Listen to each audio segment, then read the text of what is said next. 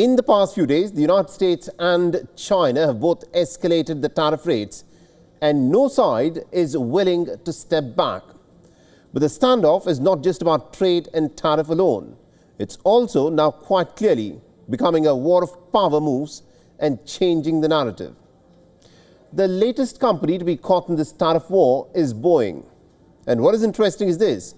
Beijing has reportedly ordered all Chinese airlines to reportedly halt taking deliveries from the American aircraft giant. And according to a Bloomberg report, China is Boeing's largest market. Estimates have revealed that the Asian superpower was expected to facilitate 20% of the global demand for Boeing jets over the next 20 years. Now, in a tit-for-tat move, the United States has also slapped about 145% tariffs on China, while the latter has reciprocated with 125% tariffs on American goods. But Beijing says that it will not increase the rates further, and officials have requested the US counterparts to abolish the tariffs. But beyond the retaliatory moves, there is more that is happening on the ground. Now, China is on a regional outreach program to diversify trade ties and also to find ways to cushion the blow from the heightened American tariffs. Now, President Xi Jinping is on a three-nation tour to deepen bilateral ties with regional neighbors and countries who are part of China's Belt and Road Initiative. After a two-day visit in Vietnam, Xi Jinping's next stop is Malaysia and Cambodia, both countries that he's not visited in 12 and 9 years respectively. The talks between the top leadership of both nations is still at a very early stage. But businesses in China are bracing for the impact, worried if they can even survive the escalated rates. The consumers are equally worried about bearing the brunt of inflation on goods. US tariffs on China have now reached 145%. The impact is very big for us because our main market is the United States. I hope that everyone can sit down and talk properly. It would be best to try to keep the tariffs at the same level as before. Now, within China, other businesses are also trying some different trade tricks to attract buyers, and the luxury market has become a target. The Chinese manufacturers, interestingly, are taking to the social media directly to reveal the secrets of luxury products as to how they are made in China at 1/10 the cost that buyers end up paying to the Western brands. While it remains unclear whether or not this affects American buyers, China's business owners are in an overdrive mode to find alternatives amidst a continuing trade war. The trade battle is also not free of rhetoric and jibes. And this is where it gets interesting. A top diplomat of China has taken a swipe at the American White House Press Secretary Caroline Leavitt for the choice of her dress. Now, Zhang Zhizheng, China's Consular General to Indonesia, has stated that Caroline Leavitt was wearing a garment with Chinese lace on it, and he's called it a clear case of American hypocrisy in his post. Now, the diplomat's claims are unverified, but they highlight the growing rift between the two biggest trade giants in the world.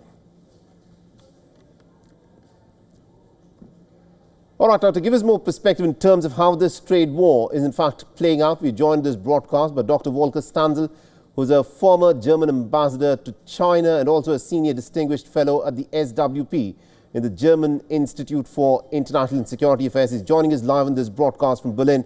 Ambassador Stanzel, thank you very much indeed, sir, for joining us here on WION. And let me start off by asking you this. You know, no one expected this trade war to play out in the manner that it is doing. It is being dubbed as chaos and uncertainty all over. But are you surprised by the Chinese reaction, who seem to be more willing to take the Americans head on in the tariff war, matching them tariff for tariff, person to person, and also in the manner in which they've gone about and also, reportedly asked the Chinese airlines to halt taking deliveries of jets manufactured by Boeing? Are you surprised by the Chinese response? I'm quite surprised by the speed and how well planned the Chinese response is. I'm less surprised by the Chinese attitude, which obviously, if you compare it to the capricious policies pursued by Donald Trump, looks very different. And it starts from a very different point of departure. It's a point of attitude, I would say. Xi Jinping has spoken of the Korean War, a war into which China went against all odds, and where it lost about 300,000 lives, but it stood steadfast. And that, for Xi Jinping, is a model to follow. He also spoke, that's 3 years ago, to China's youth of the need in times of economic problems to learn to eat bitterness. Again, the same kind of attitude. If things go bad, you have to stand steadfast. And that is what China is presenting us with now. That kind of attitude, which, as I said before, is a great difference to the attitude that we see from Donald Trump. And also, since Donald Trump announced his tariff war, do you think there's been a change or a softening of stance on his part, where he's now exempted the big tech and these electronics companies from China in terms of the tariffs that he wants to impose? Do you think Donald Trump is beginning to recognize what he has done, where he perhaps hopes that the Chinese will reach out to him for some kind of negotiations, but will the Chinese reach out to the Americans, or do you think it is the Americans who will have to reach out for some kind of a deal? I think Donald Trump, and he has said as much, wants the Chinese to give in. He wants Xi Jinping to be the first to call him, not he himself calling Xi Jinping, while the Chinese attitude is quite clearly, we will not be the ones to give in and to be the first to call. Now, has Donald Trump changed his outlook on the whole situation? I think it's extremely difficult to know what's going on in the head of the present president of the United States. But what is clear is that among his advisors, there are many different opinions, and there were already some verbal clashes between his advisors in trying to explain what is going on and what should be done. And to which advisor Donald Trump listens may change from day to day. We don't know that. But I think overall, the development is quite clear. Otherwise, he wouldn't have reduced the tariffs for 90 days again. And now is threatening to raise them afterwards even more, because he himself is looking for a way to reach the objective that he started to begin with, which is to get other countries, mainly, of course, the major opponent, which is China, to give in and give more money to allow America to make more money, which is the tariffs. Right. Donald Trump thinks you, as a country, you need to earn money, and the only way to do that is by raising tariffs. Interesting. Thank you very much indeed, Ambassador Stanzel, for joining us with that perspective there. You're welcome. Now, one of the world's most premier institutions is making the headlines. The Trump administration, believe it or not, has announced the freezing of $2.3 billion in terms of federal funds in grants and contracts to the Harvard University. Now, the Harvard University is the latest to come under the radar after funding was suspended to other top universities, including the likes of Columbia, Princeton, and Cornell universities, amongst others. Now, the Ivy League school allegedly refused to bow down to the White House's demands. These included a crackdown on anti-Semitic protests and also civil rights violations, the closure of diversity, equity and inclusion programs, and a ban on face masks, which appears to target the pro-Palestinian protesters and also to cooperate with the federal immigration authorities. Now, the escalating attacks on the Ivy League college, Trump on social media called for the removal of tax-exempt status of Harvard. Now, Donald Trump has further advocated for taxing it as a political entity while accusing it of pandering to a political narrative. Now, Trump's statements have come hours after Barack Obama lauded the university for not ceding to the demands of the White House. However, the university president in a public statement has refused to cave in. The statement reads, and I quote him here, "will not surrender its independence or relinquish its constitutional rights. Neither Harvard nor any other private university can allow itself to be taken over by the federal government." Now, the fight between the Harvard University and Donald Trump is not a new one. Trump has repeatedly targeted the Ivy League colleges for not doing enough to protect Jewish students from the anti-war protests that were witnessed on the college campuses. This Donald Trump has accused Harvard of only catering to the elite class and receiving the largest federal endowments earlier. In the month of March, he had also suspended about $400 million in terms of funding to Columbia University and $210 million in funding to Princeton University, $1 billion and $790 million in funding to Cornell University and Northwestern University. And our correspondent Susan Terani, who's been tracking all these developments very closely for us, has sent us this report from New York. Let's listen in. Harvard University is facing a significant financial and political crisis after the Trump administration froze over $2.2 billion in grants and $60 million in contracts after Harvard refused to comply with demands to eliminate diversity programs, restrict pro-Palestinian student groups, and cooperate with immigration officials. Now, the president of Harvard has defended its decision and its autonomy in what he described as politically motivated overreach. Now, this move by the Trump administration has sparked protests and backlash, including a lawsuit from the American Association of University Professors. But compounding the issue, Harvard donations have dropped by nearly 15% in fiscal year 2024. Its endowment dropped by over a third from donors who were critical of the way Harvard handled campus anti-Semitism. And so while Harvard is taking a stance, it's unclear how much damage this will cause to the Ivy League university moving forward. Susan Terhwani reporting from New York for WION World is One. El Salvador's President Nayib Bukele has become the first Latin American leader to secure a White House in white under the new administration. A man who identifies as quote-unquote the coolest dictator. Bukele's close friendship with Donald Trump has made headlines after a joint question-answer session with the media. On Monday, camaraderie and friendship between the two leaders was on full display as both spoke in unison over deportation matters. Now, the American president has said that he's in fact mulling over a decision to deport U.S. citizens who are criminals to El Salvador. We also have homegrown criminals that push people into subways, that hit elderly ladies on the back of the head with a baseball bat when they're not looking, that are absolute monsters. I'd like to include them in the group of people to get them out of the country, but you'll have to be looking at the laws on that, Steve, okay? But the visit was marred with protests as many in fact gathered outside of the White House urging the administration to bring back a Salvadoran man who was mistakenly deported. The family of Kilmar Abrega Garcia held a vigil with faith leaders, calling for his return to the United States. However, El Salvador's president himself has refused to send the deported individual back to the States. This on the grounds that El Salvador has no right and it is now up to the U.S. administration to make that decision.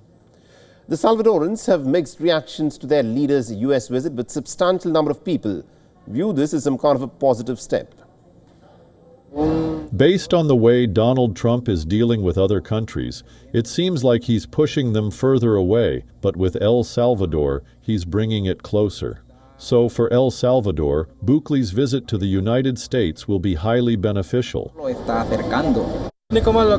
Look, the only bad thing Washington is doing is sending people here just because they have tattoos. And because of that, they're being sent to the detention center. I think this is wrong because they don't investigate them properly before sending them back to their home country. There are many people being sent here just for the sake of sending them.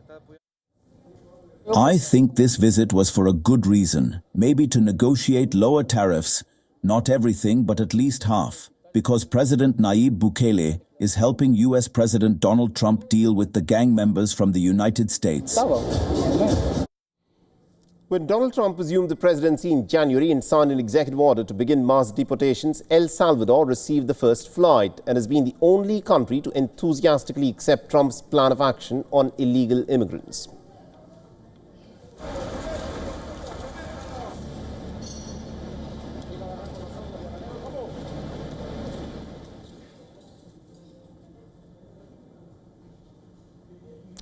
Political parties in Bihar have kicked off preparations for the high-stakes electoral battle that will take place later this year.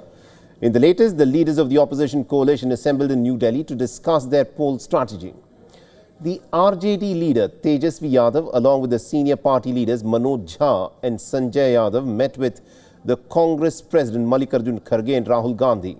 The meeting took place at the Congress President's New Delhi residence, where leaders expressed confidence that the Nitish Kumar-led NDA government in Bihar would be uprooted. The government that is there for 20 years in Bihar and PM Modi is at the helm for 11 years. Amid all this, Bihar has been given a stepmotherly treatment. Bihar is the most economically backward, has the lowest per capita income, lowest farmers' income and highest migration. We all want to fight the elections on these real issues. After the meeting with the RJD delegation, the Congress chief Mallikarjun Kharge said that Bihar will boot out the BJP and also its opportunistic alliance. Along with Kharge and Rahul Gandhi, the Congress delegation also included the party's General Secretary K.C. Venugopal and the Bihar Congress chief Rajesh Kumar. The Grand Old Party has already announced that it will contest the Bihar polls along with its regional alliance partner, the RJD. But all discussions and deliberations will eventually come down to a seat-sharing formula. The incumbent Nitish Kumar is Bihar's longest-serving chief minister. He has frequently broken the old alliances and has forged new ones. Now, the elections are to be held before a critical juncture in Bihar with potential ramifications for the centre as well. The multi-dimensional contest with strong vote and caste calculations will also have a new entrant this time round. The Jan Suraj party, headed by the former strategist Prashant Kishore.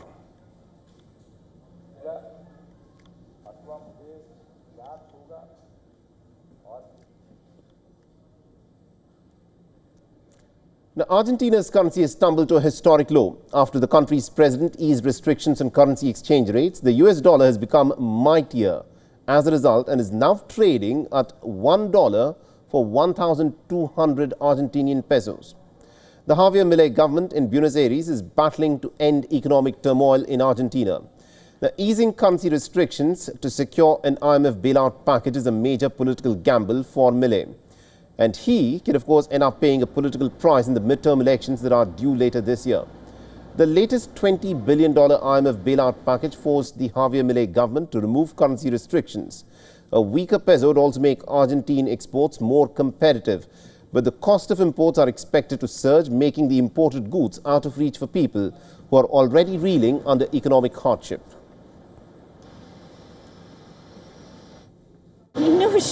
For me, it is impossible to talk about dollars because she cannot buy dollars. But well, I trust that this gentleman, Milei, is very intelligent. We have to give him a chance. He is a very intelligent man. This is a new phase, and from now on I believe we will have a single dollar rate, and the issue of thinking in dollars will come to an end. The dollar will no longer have the importance it once did, and stabilization will take hold. I called today to order a spare part for the car and was told, look, I don't have it until Tuesday, and last week they did have it. I have to see how much it will cost me in 2 days.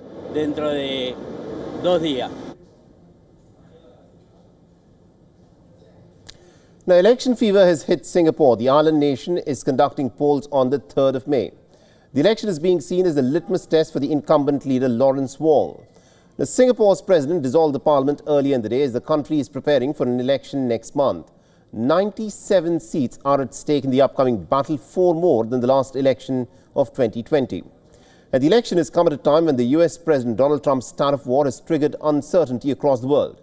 Despite a 90-day pause with a baseline 10% tariff on 184 countries, Singapore relies heavily on international trade, and the tariff standoff is expected to be a key talking point amongst the voters. Other issues on the ballot include the rising cost of living, healthcare demand and also housing needs. Additionally, the election is a popularity contest for Prime Minister Lawrence Wong, who is facing his first electoral battle after assuming the top post just last year. It is also an important test for the ruling People's Action Party, which has held on to power since Singapore's independence in 1959. The last election in 2020 marked a comeback for the opposition Workers' Party, which secured 10 seats in the largest representation. Now, the party has received in the recent past a YouGov poll from March shows steady support for the ruling party, with 63% of the people saying that the vote for the PAP and 15% saying that they would actually back the opposition Workers' Party.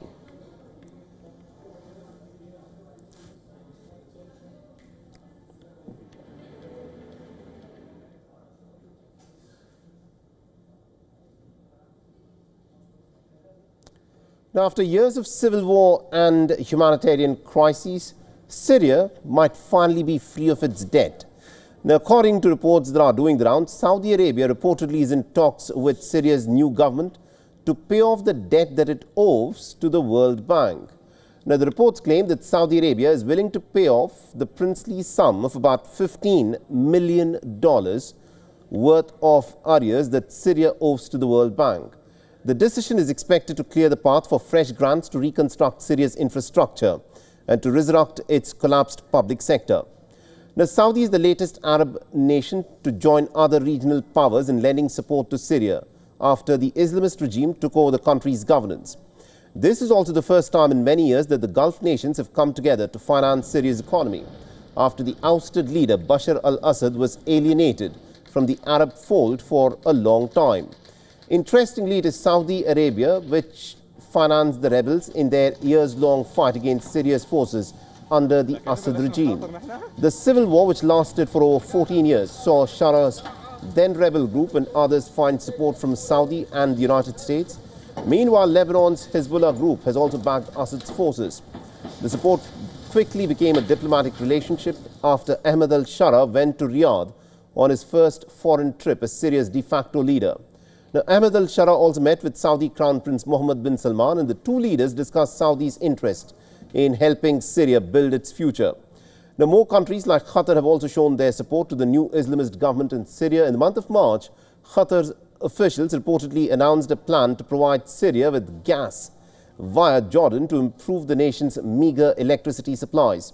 The beeline of the Arab nations to rebuild a broken Syria has raised a question on the timing and also the sudden change in approach, while Syria lay ravaged for well over 14 years.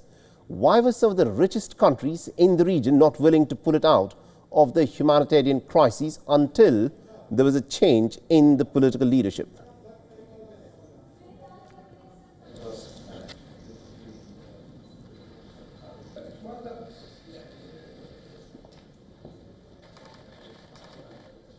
And with that, it's a wrap on this edition of our newscast. Stay tuned to WION.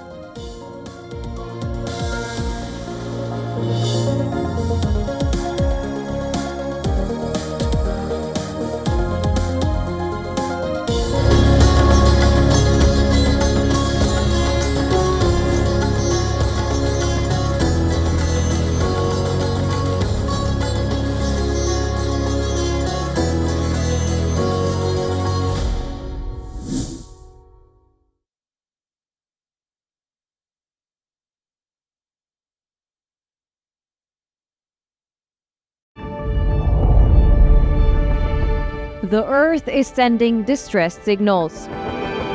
Wildfires, droughts, and melting glaciers. Can we reverse the damage? Explore the harrowing effects of climate change. It's a wake-up call. Global emergency. Climate Tracker on WION World is One.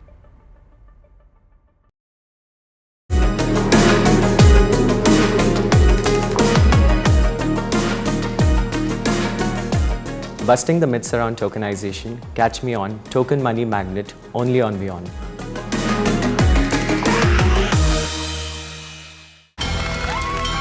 From the bustling trading floors of Wall Street to the vibrant exchanges of Asian stock markets, WION breaks it down for you to make sense of what's happening, as we reveal the key factors behind events, strategic battles, and the game-changing business decisions that shape the world. We bring you all of this and more on World Business Watch.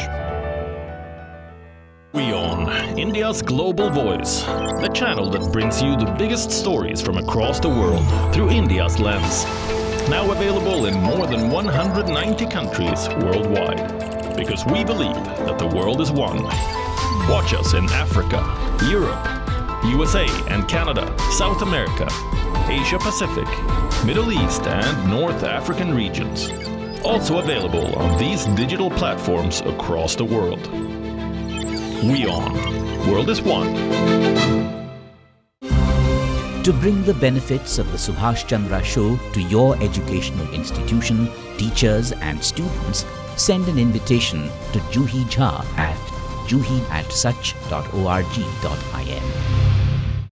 The stress of our world can take a toll on our physical and emotional health. Here, in New York's Catskill Mountains, lies a luxurious place of healing called WION Wellness Center.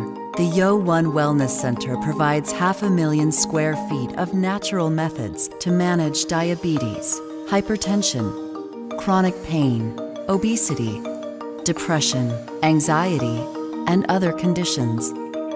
We use the traditions of centuries-old natural science from India, yoga, Ayurveda, acupuncture, and naturopathy in personalized programs that help you take charge of your own health. A minimum 5-day stay is recommended for best results. Book now at yo1.com. Imagine a world where owning your dream asset is just a click away, where wealth is no longer exclusive to the few. Tokenization, the game changer, transforming assets into digital opportunities. A revolutionary technology opening doors to a new era of investment.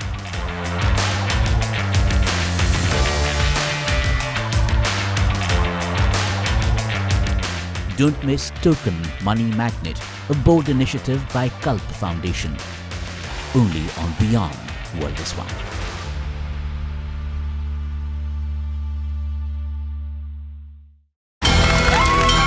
From the bustling trading floors of Wall Street to the vibrant exchanges of Asian stock markets, WION breaks it down for you to make sense of what's happening. As we reveal the key factors behind events, strategic battles, and the game-changing business decisions that shape the world. We bring you all of this and more on World Business Watch. WION, India's global voice, the channel that brings you the biggest stories from across the world through India's lens. Now available in more than 190 countries worldwide. Because we believe that the world is one. Watch us in Africa, Europe, USA and Canada, South America, Asia Pacific, Middle East and North African regions. Also available on these digital platforms across the world. WION. World is one.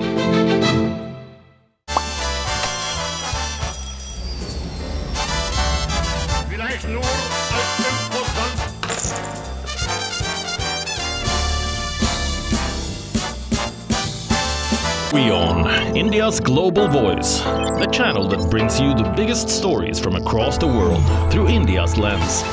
Now available in more than 190 countries worldwide. Because we believe that the world is one. Watch us in Africa, Europe, USA and Canada, South America, Asia Pacific, Middle East and North African regions. Also available on these digital platforms across the world. WION. World is one.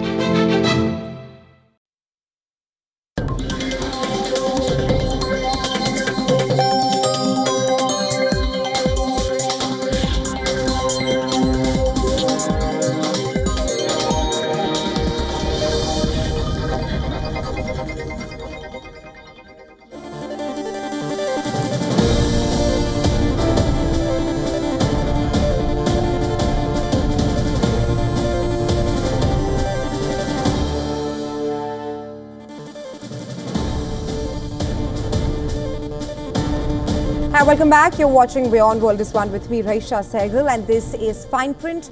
Lots lined up for you on the show. Let's get you started with the headlines. US President Donald Trump threatens to strip Harvard University of its tax-exempt status. Says the university will be taxed as political entity if the elite college does not agree to his demands.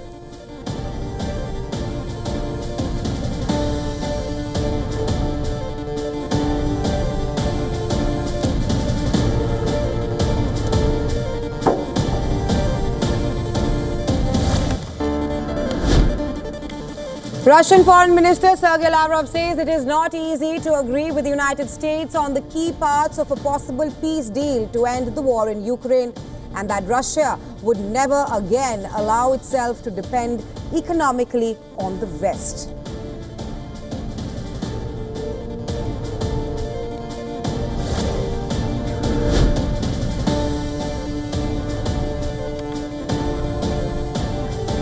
Iran Supreme Leader Khamenei says talks with US well carried out, expresses confidence in the Islamic Republic's position but casts doubt on US intentions.